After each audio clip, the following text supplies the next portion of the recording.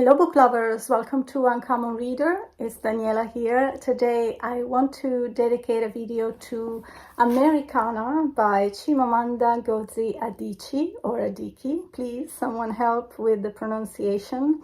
This was my only 5 stars read of August, and it was such a thought-provoking read that I really wanted to share with you some passages of the book, and maybe we can start a conversation in the comments below. The protagonists of our story are Ifemelu and Obinze, who are 2 Nigerian kids that fall in love, but they also have big plans for their futures. America is a dream for them, as they would love to attend university and better their lives. They live in Laos, and by the way, this is the second book by a Nigerian author. And by the way, this is my second encounter with a Nigerian author this summer. I also read Abidare with the girl with the louding voice, which I spoke recently about here on the channel. But back to Americanah, these 2 kids really dream to go to America and attend university. Ifemelu, the woman, will be able to attend university. Her visa has been accepted, so we'll mostly follow her move to the States and all the difficulties culturally, and a lot of situations will emerge where racism will come to mind, and we'll get to that. Obinze, on the other hand, was able to land in London, but unfortunately, due to the 9/11 terrorist attacks in New York and the rest of USA, he was not able to get a visa, so he lives a very different life in London. The 2 communicate via email, but at some point there will be some distance between them, although they will still think fondly of each other. I don't want to dwell on the story itself, though, because of course I don't want to spoil you the joy of going through these pages. The writing is exquisitely rich, and it was truly really a joy to go through each page because of the quality of the writing. So let's dive into these pages, and there are so many parts of the book that I want to share with you, and I'm going to really jump to it right away. I will spare you the moments where Ifemelu struggles after landing to USA. Here she's actually happy to be at the university, and here their professor has just shared some scenes from Roots, the TV series. Do you remember it? I mean, it was such a huge success in Italy too. So after they watched some of the scenes, the professor says, let's talk about historical representation in film. So here the word N-word is written in its entirety, but I can't pronounce it, not because of a fear of being banned by YouTube, but just because for me it just has such a derogatory sound that I'm just going to refer as to the N-word. So I'm continuing. A firm female voice from the back of the class with a non-American accent asked, why was N bleeped out? And a collective sigh, like a small wind, swept through the class.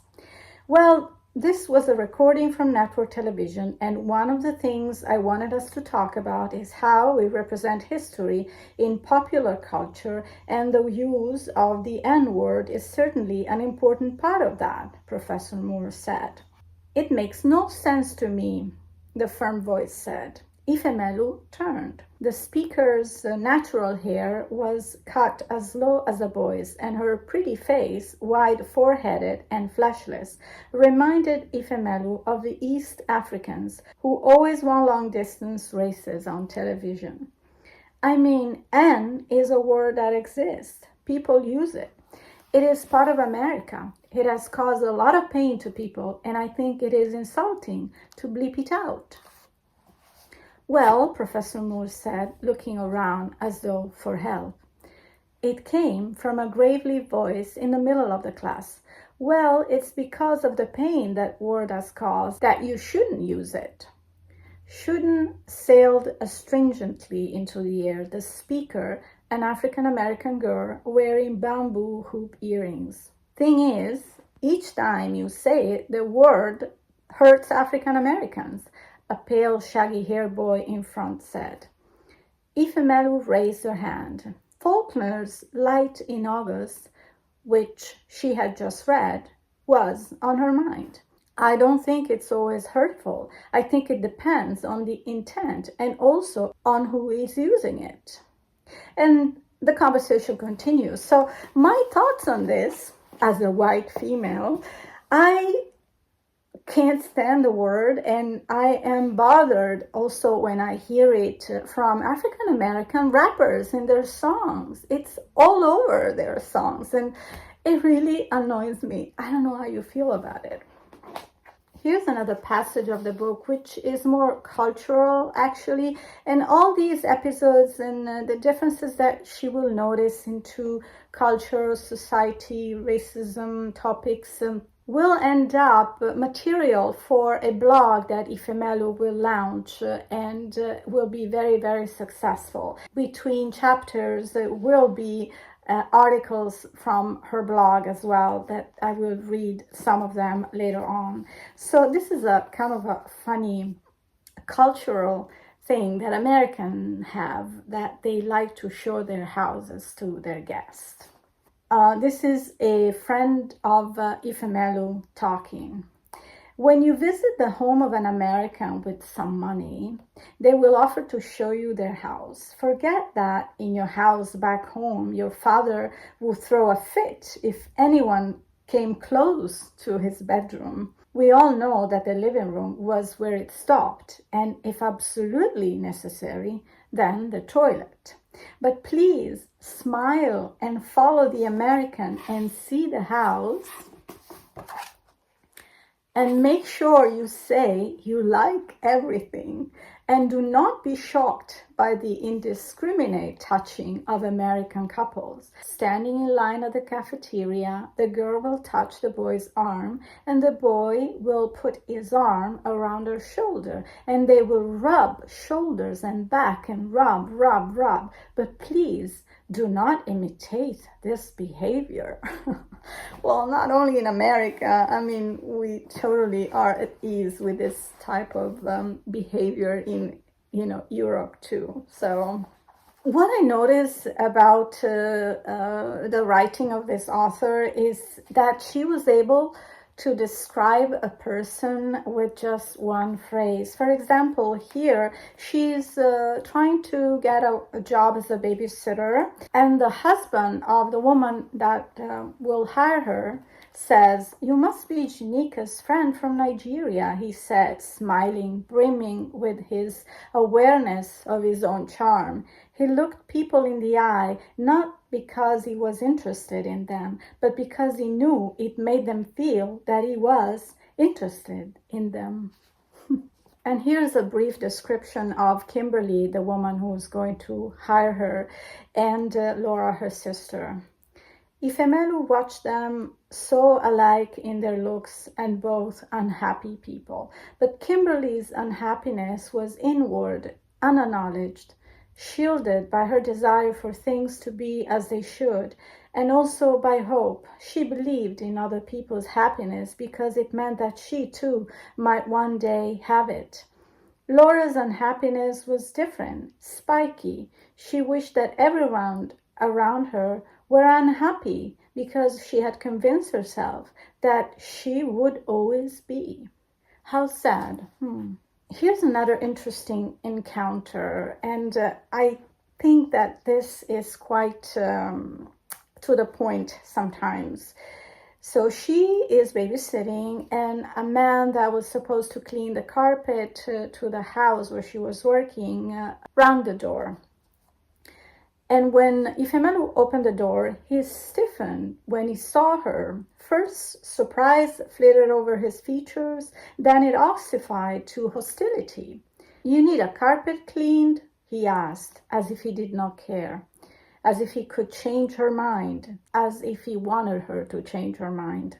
She looked at him, a taunt in her eyes, prolonging a moment loaded with assumptions. He thought she was the homeowner, and she was not what he expected to see in this grand stone house with the white pillars. "Yes," she said finally, suddenly tired. "Mrs. Turner told me you were coming." It was like a conjurer's trick, the swift disappearance of his hostility. His face sunk into a grin. She too was the help. The universe was once again arranged as it should be. So I had to read this passage because she mentioned Barack Obama as he was the first president I was able to vote for as I became an American citizen. So she read Dreams from My Father in a day and a half, sitting up on the couch, Nina Simone playing on Blaine's iPod speaker. She was absorbed and moved by the man she met in those pages, an inquiring and intelligent man, a kind man, a man so utterly, helplessly, winningly humane. He reminded her of Obinza's expression for people he liked. A clean heart, she believed Barack Obama. When Blaine came home, she sat at the dining table watching him chop fresh basil in the kitchen and said, "If only the man who wrote this book could be the president of America." So this book is filled with things I'd love to share, but man, just read the book because it's so rich.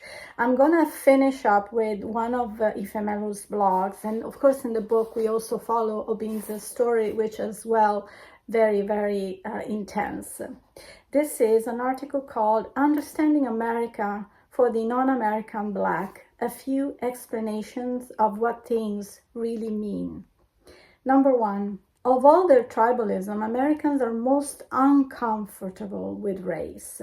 If you are having a conversation with an American and you want to discuss something racial that you find interesting, and then American says, "Oh, it's simplistic to say it's race. Racism is so complex." It means they just want you to shut up already. Because of course, racism is complex. Many abolitionists wanted to free the slaves, but didn't want Black people living nearby. Lots of folk today don't mind a Black nanny or a Black limo driver, but they sure as hell mind a Black boss. What is simplistic is saying it's so complex, but shut up anyway, especially if you need a job favor from the American in question. You see what I mean? This is really thought-provoking. Number two, diversity means different things to different people. If a white person is saying neighborhood is diverse, they mean 9% are Black people. The minute it gets to 10%, the Black people, the white folks move out.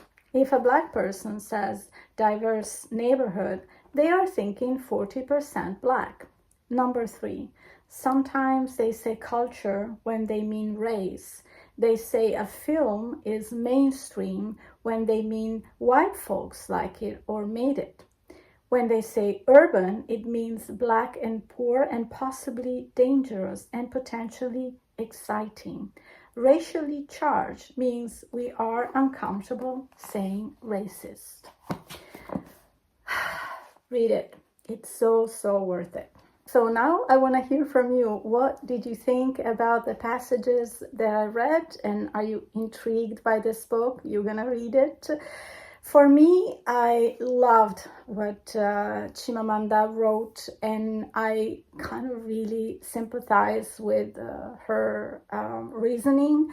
I do feel that white people are very privileged. I don't know why. I never got this, why we feel so entitled in so many situations. I never felt like I was better than anybody or even less than anybody else. I think we're all equal, and the beautiful thing about having different cultures is sharing all our different customs and beliefs and sort of enriching each other culturally. I think it's such a beautiful thing, and skin color really shouldn't matter. So I hope you'll give this book a try, because I really enjoyed it. Thank you for watching. I look forward to see you soon here on Uncommon Reader. In the meantime, happy reading. Ciao.